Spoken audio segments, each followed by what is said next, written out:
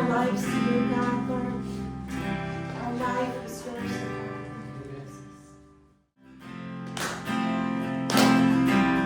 Now is the time to worship. Amen. And each and every day, hallelujah.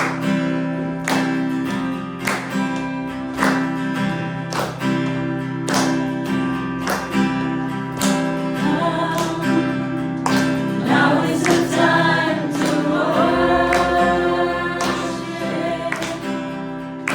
Come.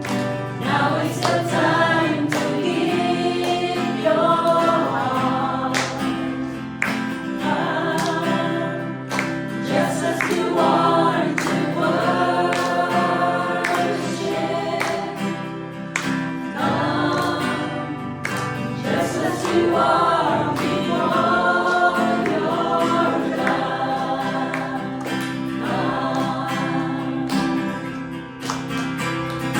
One day every tongue will confess you are God. One day every knee will bow. Still the greatest treasure remains for us when gladly choose you now.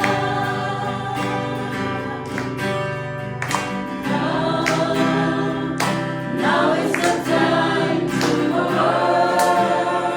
worship. Now is the time to give your heart. Come, just as you are to worship. Come, just as you are before your God.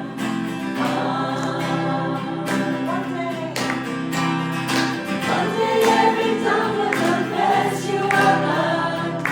One day every knee will bow. Since the greatest treasure remains for those who gladly choose you now. One day every tongue will confess you are God. One day every knee will bow. Since the greatest treasure remains for those who gladly choose you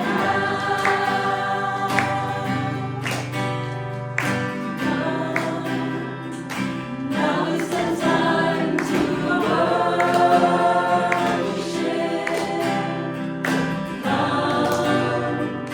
Now is the time to give your heart. Just as you are to worship. Come, just as you are before your God.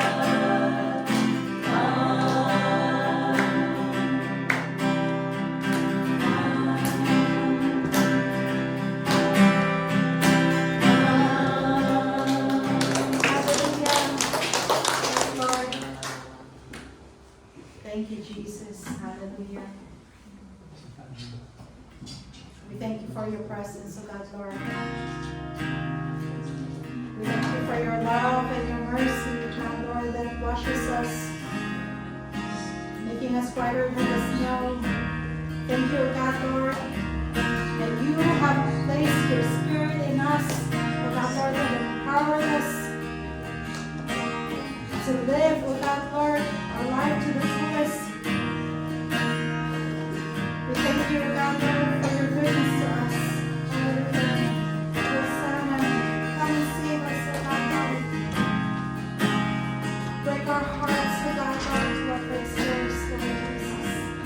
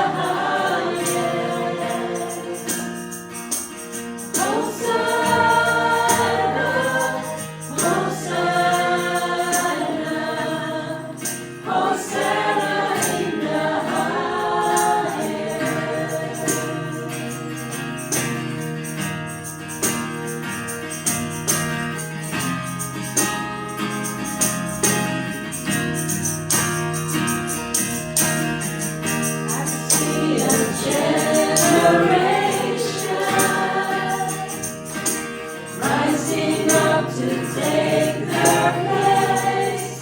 We sung that day, we sung that day. I see a new revival, stirring as we pray and sing.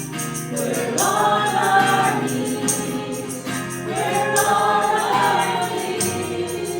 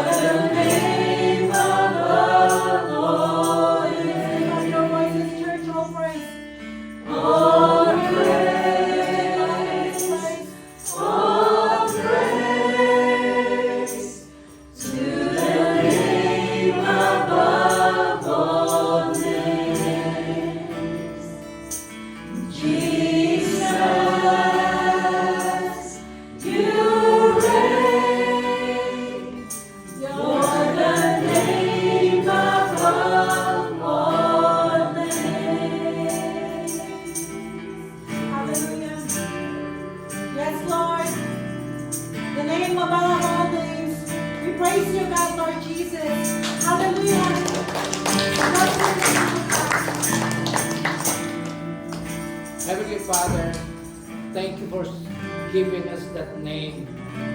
The name that you have sent from heaven to earth to reach out to us. That name that is above every name. That name that is above our struggles, above our sin, above our failures, above our problems, above our sicknesses, above all the things that we need. That name that is above every name. We came here, Lord, to declare that the name of Jesus is the most wonderful name, the most sweetest name, the greatest name of all, the most powerful name that will ever be. God, we thank you for that name that came to us to save us. Lord, thank you for that name that gives us the strength, the name that gives us the inspiration, the name that gives us direction, meaning, and purpose in life.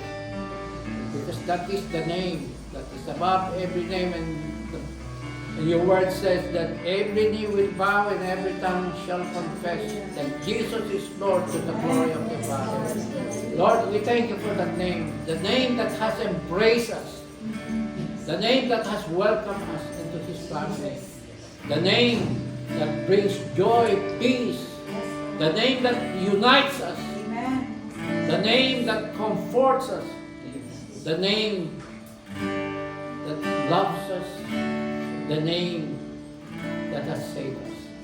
Thank you, Lord, for that name. And we worship that name. We declare that name, Lord, that we will not be ashamed of that name. We will stand with that name, and we are going to proclaim that name. Thank you, Father God. In Jesus' name, amen. Amen. Good afternoon, everyone, and we thank God that in spite of the rain, in spite of the activities ng mundo, but we are here. And probably you might have heard, or you may have heard so many times already our text for today.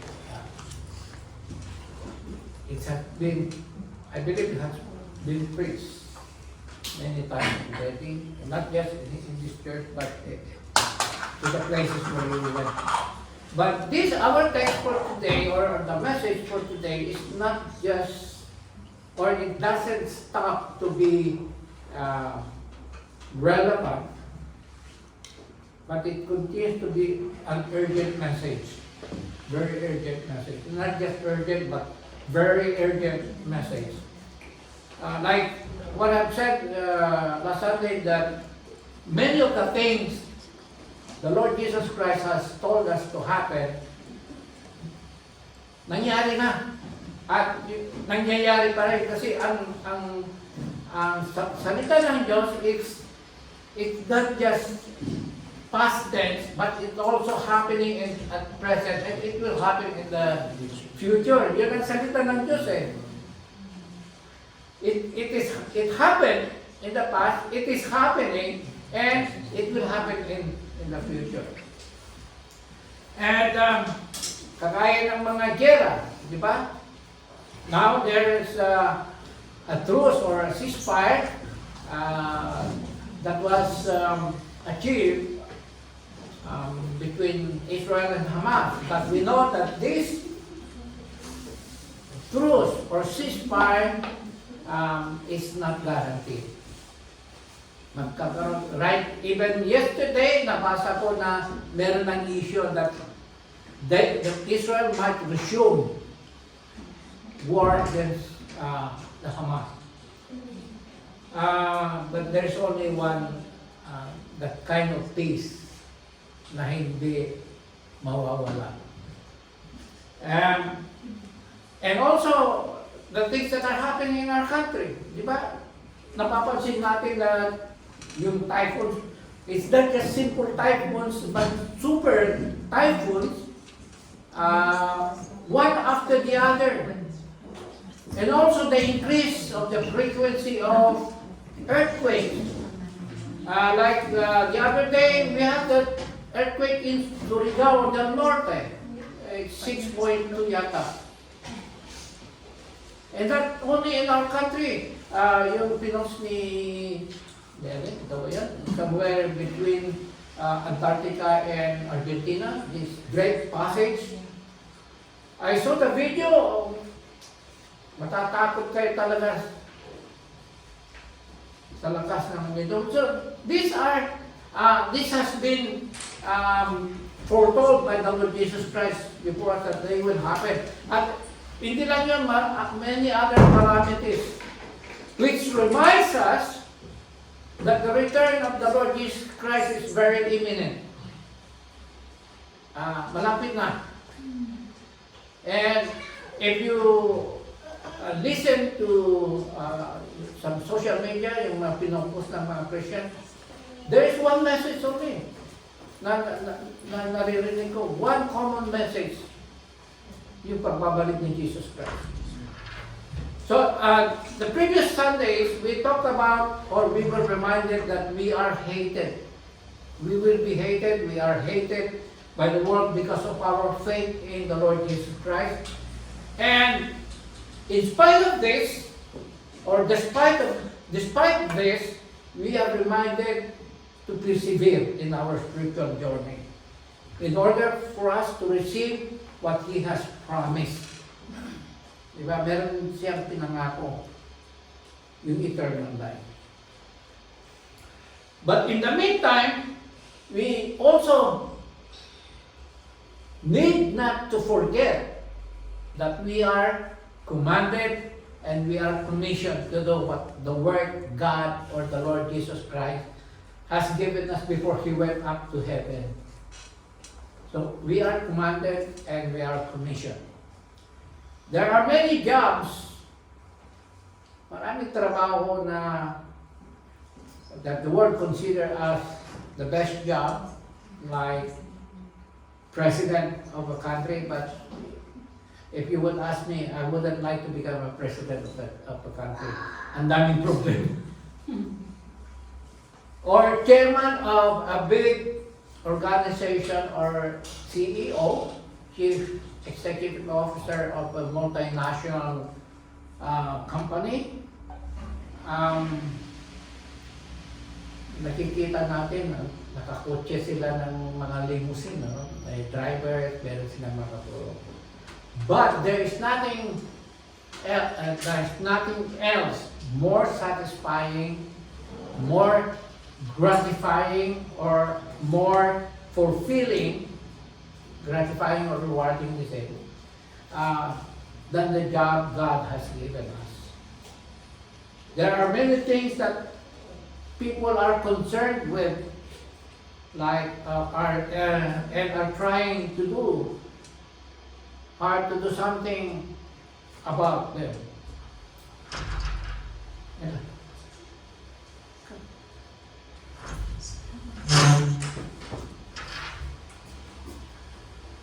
But most of the time, people are just trying to look busy when in fact, hindi naman sila busy. And so, tayo rin, mga Kristiyano, sometimes we claim we are busy. Pero hindi naman tayo talaga busy. Busy tayo sa ibang bagay.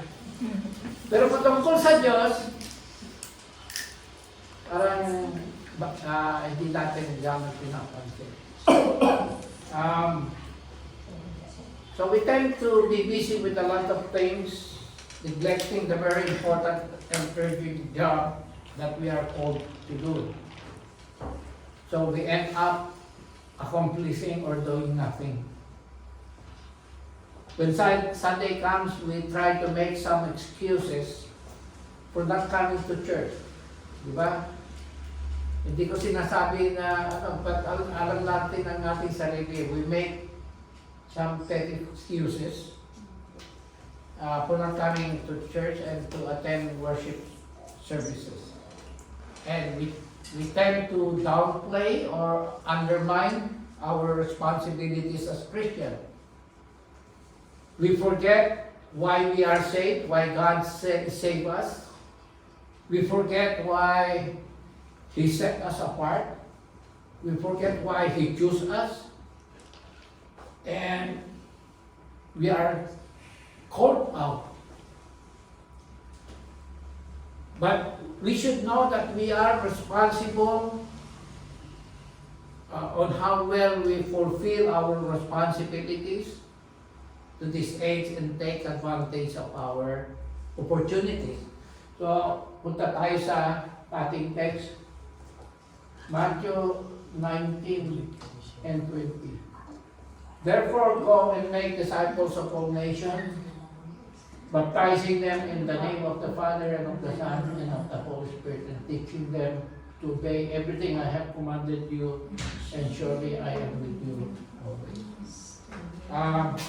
Heavenly Father, we just want to thank the Lord God for being with us in our midst today. Thank you that you brought us here so that we can be enlightened, reminded, refreshed, and know that you have called us to do a very important job.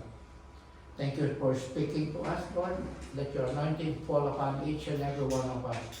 And may you move powerfully and yet silently in the lives of everyone. In Jesus' name. Amen. We are not just given a job, a simple job, but we are given the job to advance the kingdom of God. Yan, nandiyan na pala.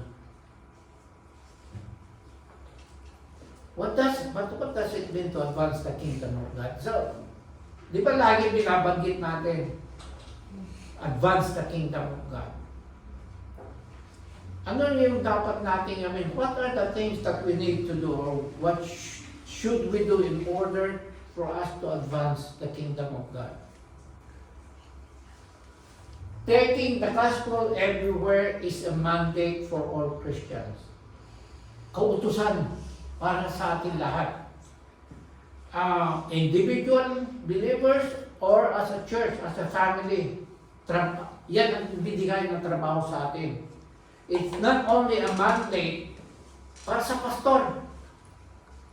It's not only a mandate for some mga leaders or workers, but it is a mandate for every believer. Lahat ng membro ng church. Kasi yung church is the body of Christ. So our job is to preach the gospel, to evangelize the world. Yan ang trabaho natin. To preach the word, to evangelize the world, and not to convert. Hindi natin trabaho yun. It is a common mistake for all believers in Christ to assume or to think that their task is to convert. Hindi natin trabaho yan. Huwag natin pakialaman yung hindi natin trabaho. We will not enter or go into things that we cannot possibly do. We cannot convert a person. It's the work of the Holy Spirit. It is the job of God, the Holy Spirit. Ang trabaho lang natin is to go up there at the harvest field to harvest yung hindi natin pinagpaguran, which we did not labor for. But many times, we are intimidated to respond and to fulfill the calling of the Lord placed upon us.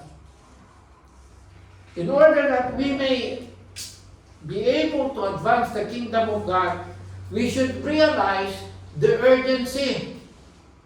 Ano sa Tagalog yung urgency? Hindi ko alam. And importance, yung urgency, yung sobrang kahalagahan, siguro. And the importance to tell everyone about Jesus Christ. Yeah, mamadali. It is by prayer, and it should all of us should be this will have this prayer that all of us will have the boldness, the confidence, and consistency in sharing the love that we have received from God through Christ. So ang passage natin or text natin for today are some of the last words of Jesus before He went up to heaven and sat on His rightful place. Ngayon, pag meron kang kamag-anak or tatay or nanay na bago siya mamatay, pagbibilingan ka, would you not do what He requests you to do? Diba? Napakalaga sa atin yung huling kabilinan ng magulang natin.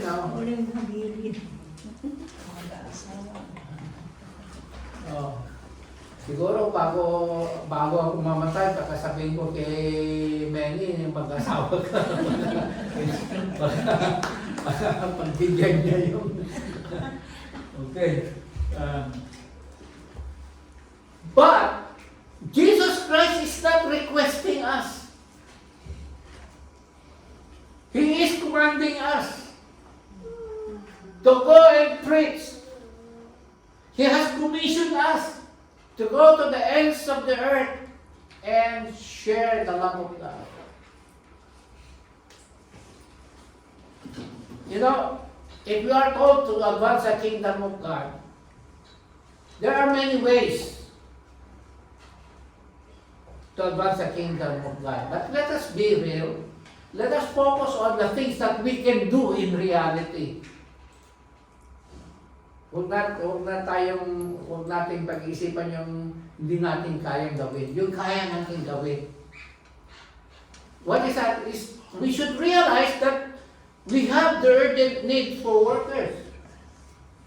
Diba? We have the urgent need for workers. Luke chapter 10 verse 2, sabi dito, the harvest is plentiful, but the workers are few. Ask the Lord of the harvest. Hindi ko na tinuloy pala. Therefore, to send out workers into His harvest field. So we should take the gospel everywhere. To the ends of the earth, ang sabi nga, to the ends of the earth. Sa lahat ng corner ng mundo. Sa lahat ng lugar. We may not be able to go to the Amazon, yung mga jungle doon, or we may not be able to go to Ukraine or Israel where the wars are going on, but God has sent already missionaries there. So, we as a body are advancing the kingdom of God. Unfortunately and sadly, many Christians today or nowadays are just satisfied na nakaupo sa ating paboritong upuan. Just coasting along or hanging on until the Lord calls them home or until the return of the Lord Jesus Christ. Sometimes they are indifferent to the calling God has for them. Anyway, nandyan naman si pastor, nandyan naman ang ministry head, nandyan naman ang mga leaders to do the work. Most Christians prefer or choose to be spectators. Yung nanonood lang sila. Hindi nila ini-involve ang kanilang sarili to be harvesters working in the field, harvesting souls. Let us be reminded, na banggit ko kanina, that it is very urgent. And I'm sure you agree with me that malapit na talagang pagbabalik ng Diyos. We cannot stop that. Ayaw natin sa puso, babalik ang Diyos. Unfortunately, there are many Christians, believers, who are giving up on their responsibility to share the gospel, which means that there are not enough workers. Let us be reminded what the Lord Jesus Christ has spoken. The harvest is plentiful, but the harvesters, workers are few. And the Apostle Paul, since is telling since that we are of those who have been harvested, we should work with God in the harvest field. Kailangan magtrabaho tayo kasama natin siya. 1 Corinthians 3 verse 9, for we are God's fellow workers. God's fellow workers. Sometimes some of us might have the attitude of not being positive when it comes to harvest. I'm not saying that we are not positive, but we are not so positive when it comes to harvest. Some of us perhaps are not expecting a great harvest. But I have been seeing sa mga news and posting in social media that there's a great revival na nangyayari in many parts of the world. At I've been praying na kasama ang Pilipinas, na magkaroon ng great revival, even here in Greece. Nakita ko Brazil, isa. And also in somewhere in the Middle East. I'm not sure if Iran was there. Also in the US, in San Diego, California.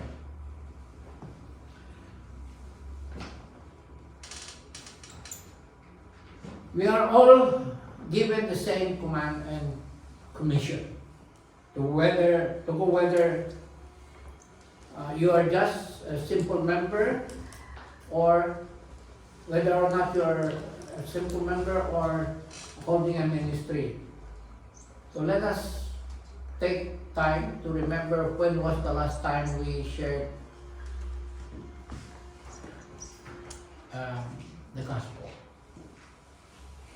Maalala ko si Brother Armand, nung pumunta kami sa KFC sa Sintagma. Pinunta niya yung, kala niya Pilipino. Siguro Indonesia. No. But anyway, pinunta niya yun. At yung mga nakasama namin na Pilipino doon pala. Sabi nila, they claim that they're Christians. We don't know, but paniwala natin dahil sinabi nila. But anyway, it is equally important sa ating mga kapatid that while it's true that it is necessary and essential para sa atin na ipahayag natin ang ating pananampalataya kay Kristo, it is also equally essential and important na gayahin natin si Kristo for us to imitate Him. And one of this is by faithfully and consistently sharing the message of salvation. Di ba si Kristo yun ang ministry niya when He came to earth? And so it is a must for us to manifest and show to the world that we are indeed chosen.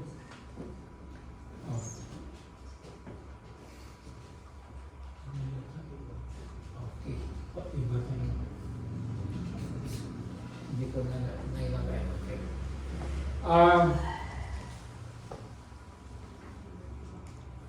Manifest natin and show to the world that we are indeed chosen people, called out and set apart for a greater purpose. Our job is not to make this world a better place. We do not do that. But we can make, even if we make the life of one person meaningful, it's all worth it. If you are able to share the gospel to a person, whether he will accept it or not, at least you have planted the seed. And later on, he will realize his need for a Savior. Our job is to work for the advancement of the kingdom of God in the community where He places. So, community, dito tayo sa Athens, sa Greece. As Christians, we should know and remember that we are traveling toward a better place. A better place. And we can help others by telling them how to get to their destination. We share them the right way, which is the only way. Diba? I am the way, truth, and the life. So, two of the greatest challenges in our life as Christian is walking by faith. We as Christians are called to walk by faith and not by sight. We can find that in 2 Corinthians 5 verse 7. And also our willingness to sacrifice for the purpose of the cross. And I believe this is one of the most rewarding part of a Christian life. There's no pain, there's no gain, there's no sacrifice, there's no victory. Diba? I believe this is the most rewarding part of Christian life. No one can be satisfied without sacrifice and without walking in obedience. It means that we should be obedient to respond to meet the need for workers. Everywhere we go, what do we see? Everywhere we go, what do we see? People. Diba? People. We meet people everywhere. And these people, we see them, we should see them as precious souls. Diba? Dahil namatay si Kristo. Kaya nga sinugo ng Diyos Ama ang kanyang anak. For God so loved the world that He gave His one and only Son, so that whoever believes in Him shall not perish but have eternal life. Alalahanin natin, we should be conscious that we are products or results of a harvest. Kung walang nag-share sa atin ng patungkol kay Jesus Christ, wala tayo ngayon dito. So don't you think that it's also time for us to work in the field and harvest souls? Ito yung challenge ni Jesus Christ ngayon para sa atin. We don't have much time, mga kapatid. Di ba, sabi ng salita ng Diyos, 2 Peter chapter 3, verse 8, yata yun. A thousand years like a day, and a day is like 1,000 years, and 1,000 years are like a day. So, wala tayong siguro kung tinarang panahon na nalalabi sa atin, nalalabi or natitira sa atin.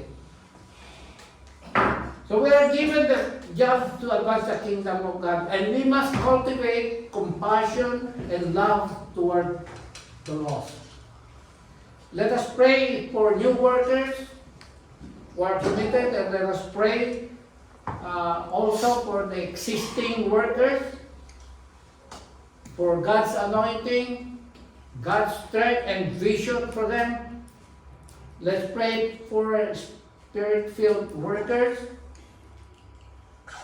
and for those involved in the harvest, and pray that God will send workers in the harvest field.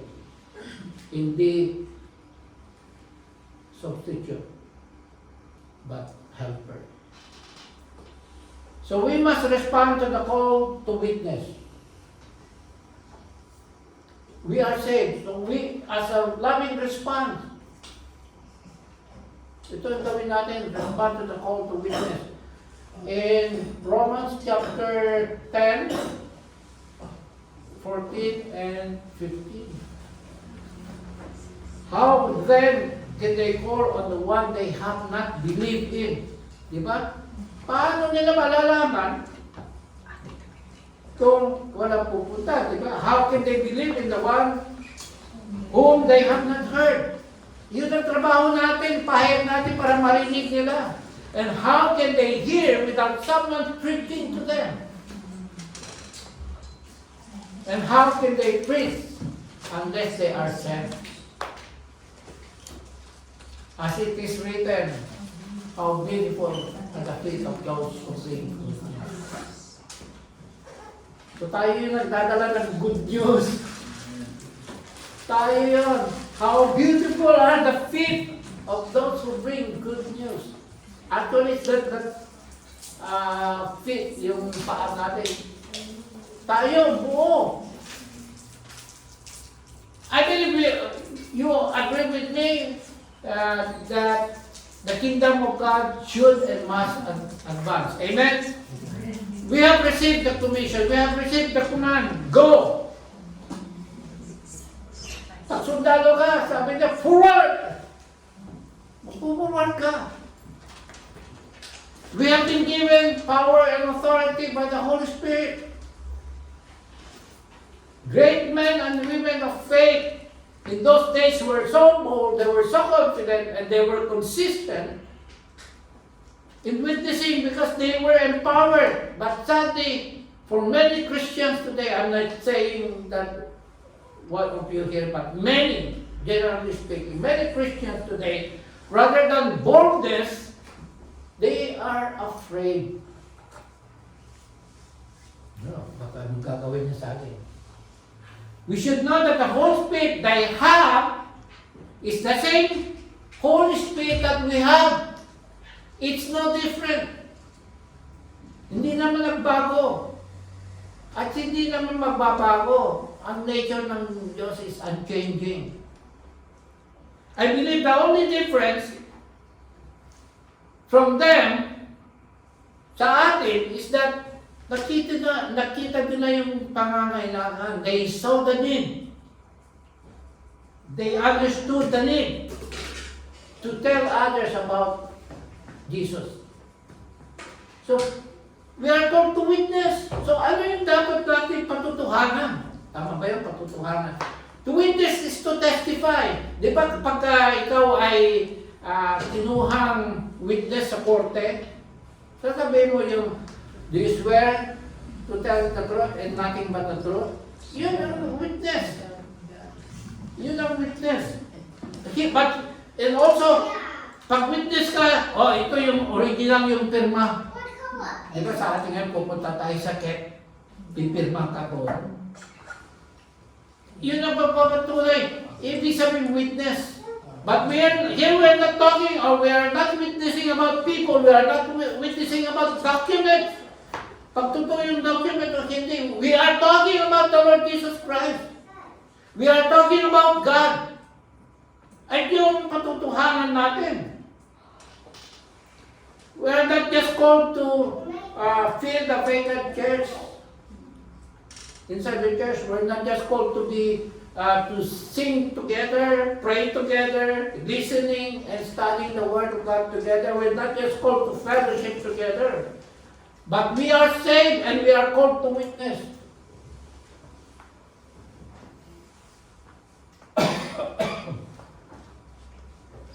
We are to testify what the Lord has done in our lives. Anong ginawa ng Diyos?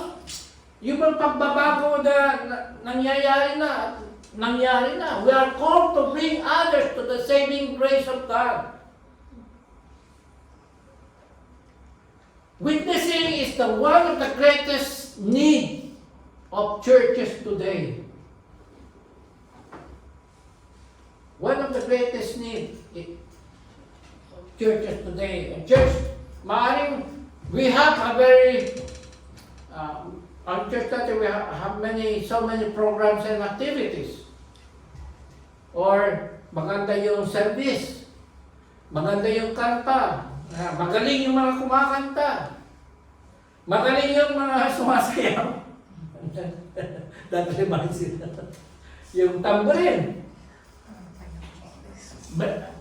Maaaring yung church mo merong maraming projects, community services. Nagpapakain tayo. And refugees or homeless. Hindi ko sinasabing hindi mahalaga ito. It is important. That is if we have the resources. And we should be encouraged to do this. Because they are fruits of our faith. But if we are not witnessing, then we are not fulfilling God's commission or God's command for us to be witnesses to the ends of the earth. Perhaps fear is keeping you or keeping us from witnessing and proclaiming the message of hope in a hopeless world. Fear, I believe, is the main reason or obstacle of a Christian not to minister. Diba? Let's be real. We fear the response of people. Maaaring hindi tatanggap pa, madi-disappoint tayo. Or, we are intimidated by these people of yung matataas sa society, yung mga mayayaman.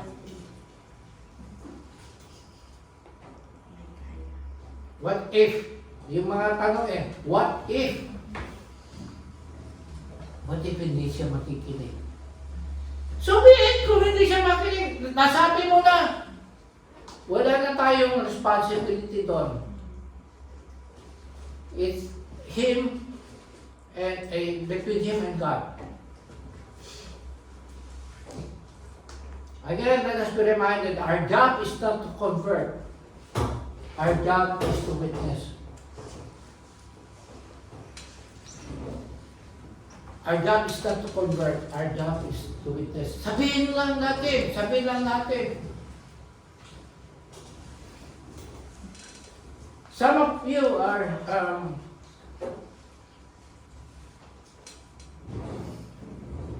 when we share the gospel, when we share the love of Jesus, we should keep in mind that not every heart is an open heart. Not every heart or not every soul surrenders to God. Not every man is willing to surrender his pride. Some of you may not be gifted in sharing to others about the gospel. Maari na hindi ka kagaya ng iba na ang galing-galing niyang mag-share or ang tapang-tapang niya. But this is not an excuse.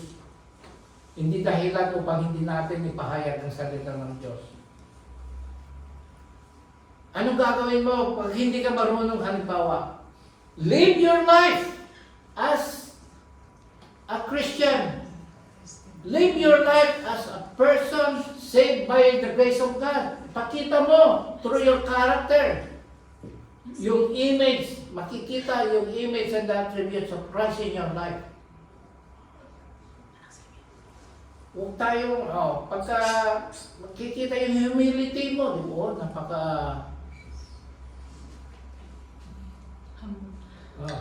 Tagalog, pakumbaba siya.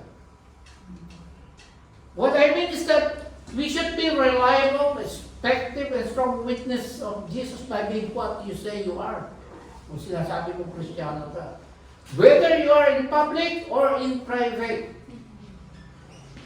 What I mean is that kung meron kang kaibigan, mga kaibigan, hindi lang kaibigan, mga kaibigan, dahil hindi lang iisa naman ang kaibigan. na hindi pa Kristiyano, that they are not yet believers in Christ. Show them indeed that you are a Christian. By how? Standing firm in your faith. Huwag kang nakikiayon. You may fellowship with them, talk with them, pero hindi ka nakiki-agree doon sa mga hindi tamang ginagawa.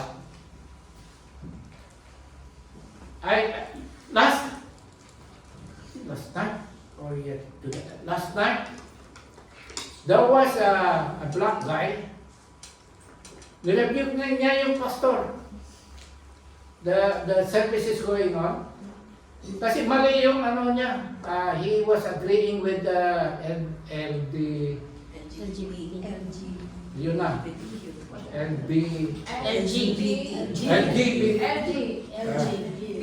Basta, di ba sabi ng Bible, sabi niya, pinapahit ko siya. So, I will not stop saying, sabi niya.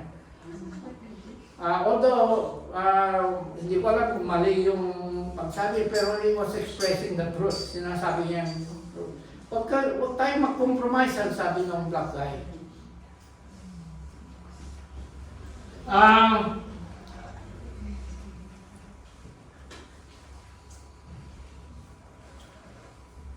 In this way, paninindigan natin ang ating pananampalataya kay Kristo. In this way, we can fulfill our job in advancing the kingdom of God.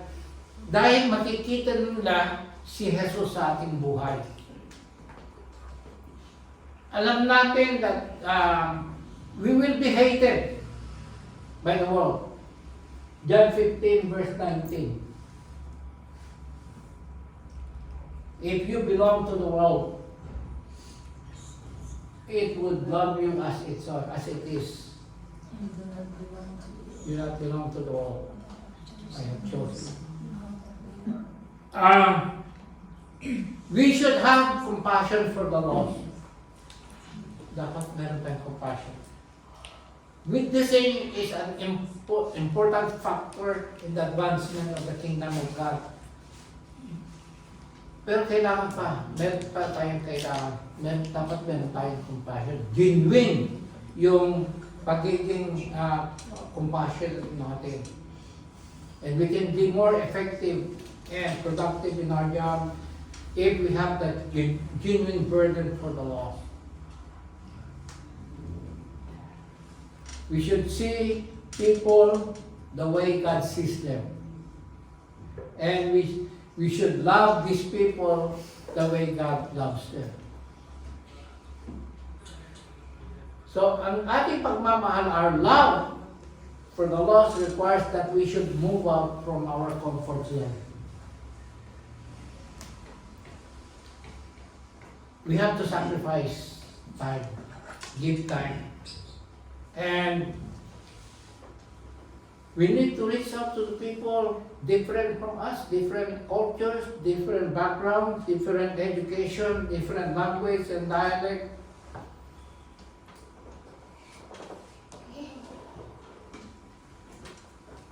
Different economic and social standing. Let us always remember that we are product of somebody's burden. Someone might have prayed for you before you became a Christian.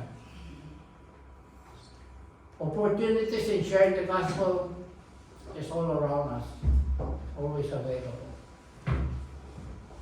We meet them every day. Tao, di ba, araw-araw meron tayong nakakasalubong, nakakasama. Kailangan lang handa. Sometimes, kita ko, kaya nga silently, humingi ako ng kapalaran sa Diyos kasi mayroon ako nakakausap. Although sinasabi ko na yung trust, binibigyan ko ng grasya kaya yung invitation. But sometimes nakakalimutan ko na sa patungkol kay Jesus Christ about salvation. Dahil iniisip ko, nag-aapura siya. And sometimes we are indifferent or iba yung church is indifferent, which means that they really say that I don't care if they go to hell, or I don't care if they will not hear the gospel. But Jesus has a genuine burden for the lost. He reaches out to the sick, to the needy, to the poor, to the tax collectors, and the sinners. Naki-associate sila, but it doesn't mean na naki-agree si Jesus Christ. In fact, hindi. Nire-rebuke na niya yung mga tao. And he's the perfect example of someone who has a burden for these people who are perishing. He went from town to town, from village to village. And so if we are going to be like Jesus, we must care and deal about these people who will spend eternity without God. If you are not able to explain the gospel, invite mo sa church. Kagaya ni Sister Edith, kumisan, di ba? Ni-invite niya. And I really appreciate yung kay Sister Edith. Kasi nag-i-invite siya. So, when you study the ministry, the life and the ministry of Jesus Christ, He attracted the crowd. Why? Because He loved them. Because He loved them. And when He saw the crowd, He had compassion, diba? For them, for they were like sheep without shepherd. Compassion was the motive of God for sending Jesus here on earth. Diba? For God so loved the world that He gave His one and only Son. Compassion.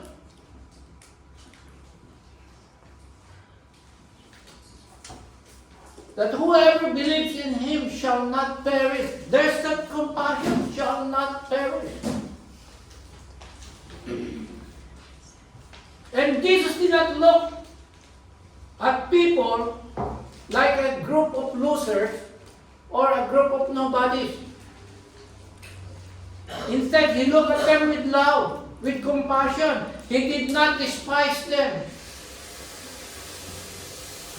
Nakikita mo sa loob ng bus, maupo lang yung itim, katabi yung isang gray, lalo na pang matanda, or mga lumalayo sila kaagad.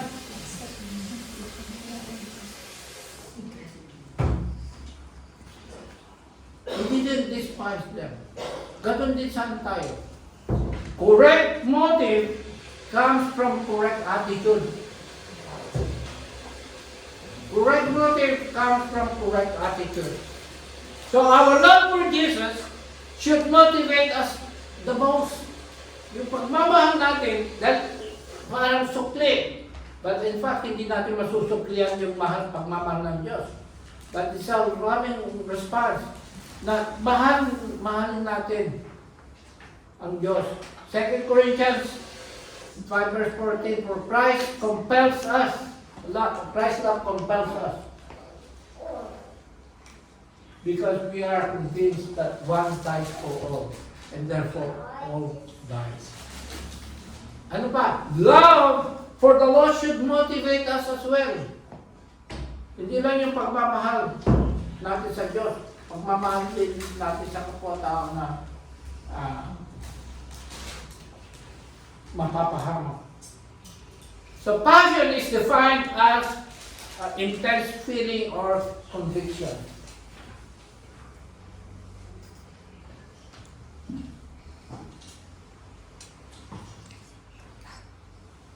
Should we care for the lost? Yes. Should we be concerned about the unsaved? Yes. Should we worry and should we care about what happens to them when they die without them knowing Jesus as the Lord and Savior? Yes, we should. Should you care if a sinner is going to hell? Yes, we should. Of course we should. We should care for the lost because everybody deserves to hear the good news. Everybody. That's why the Lord Jesus Christ is sending us to the ends of the earth. We can find that in, I believe in Acts chapter 1. You shall be my witnesses to the ends of the earth. The truth is that as children of God, we are responsible for the lost. Binigay sa atin ng Diyos. At dapat, it's something we can take into our heart. It is the knowledge of the truth that we have been given, that God so loved the world that He gave. And it should compel us, it should propel us to love also those who are perishing. Those who haven't heard, those who haven't seen, and those who have not experienced yet the love of God in Christ. And because we know that our sins are forgiven, we should have the passion for the lost. Para maranasan nila ang kapatawaran, ang pagmamahal ng Diyos, ang buhay na walang hanggan. So we have received the greatest blessing of all, the blessing of eternal life. It is the promise of salvation that comes through a personal relationship with God through Jesus Christ. It is the redemption as a gift. Di ba sabi ng Bible, while we were still sinners, Christ died for us. So we are so blessed because we made that decision to give our life, to make God our life in Christ. Hindi lang part of our life ang Diyos, kundi He is our life. Because we should know and exist that He is the life, and because of His love, we are given life. And like Jesus, who cared for the lost, He wants us also to care for the lost. And not only to care, but to do something about it. And what is that something that we need to do? We have our text, di ba? Ang text natin, therefore, go and make disciples of all nations, baptizing them. So go baptize, and in the name of the Father, Son, and Holy Spirit, and teaching them, teach. Yun ang gagawin natin, preach. So, Jesus was living, di ba? He was going to prepare a place for each and every one of us, every believer. That is why He gives this instruction: go, preach, teach, and baptize. Jesus has called us to be faithful witnesses. It is necessary, therefore, that we should have the passion for the lost. Let us be a church that loves people. So, a church, the door is open for everyone. Let us be a church that is willing not only to meet the needs of people, but to meet the greatest need of people. And we should be a church that presents the Word of God in a relevant and interesting way.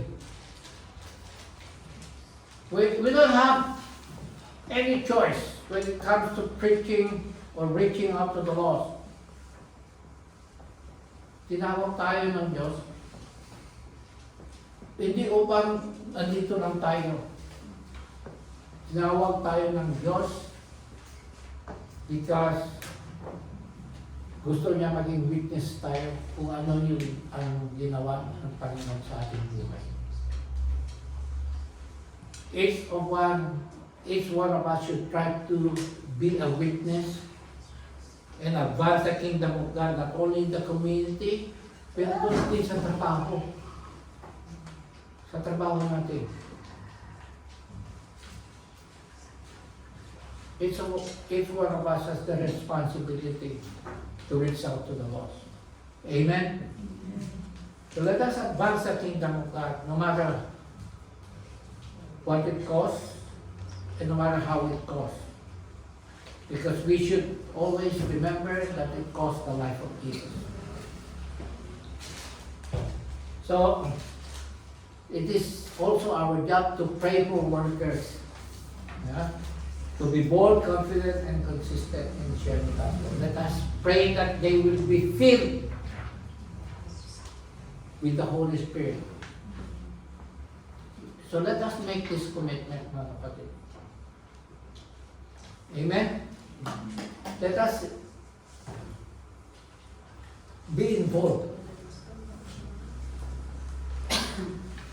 So pag meron tayong nakita,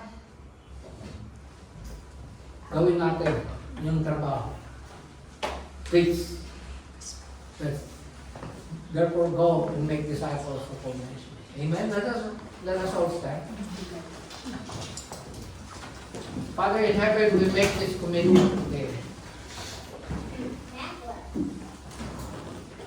to faithfully, consistently, confidently, and boldly preach the gospel of peace, the good news of salvation. Remove any fear, any doubt in us, Lord, any hesitation even in holding us or keeping us from preaching, testifying to people what you have done in our life. Empower your people, Lord. Fill us with your spirit that it may make us go above and beyond this fear, this obstacle. We pray, God, for breakthrough in the ministry of evangelizing the people. We pray, Lord, that you will send us to the hearts that are ready and willing to be planted with the seed of your word. And I pray, Lord, for patience, for perseverance, for endurance, even in the face of challenges, in the face of obstacles, in the face of resistance. Lord, that we ought to know that our job is not to convert people. Our job is to witness to them. It is you who can work inside, in their heart, not us. Because your power, the power of your love is beyond resistance. No one can resist as you speak to them. And so, Father God, we pray, Lord, that you will bring more souls to us and us to take advantage of this opportunity. Lord God, that even one soul that we can win for your kingdom this year, until the end of this year, it's all worth it. All the sacrifices, the prayers, the resources that you've given. Thank you, Lord God. May you bless us as we go and make disciples. We praise you, Father, and we thank you in Jesus' name. Amen. May the peace of God that surpasses all understanding be upon your heart and your mind. Let us overcome the enemy, the obstacles by the blood of Jesus. May the Lord bless us and keep us always. In the mighty name, the powerful name of Jesus, our Lord and Savior. Amen. Let's give a clap.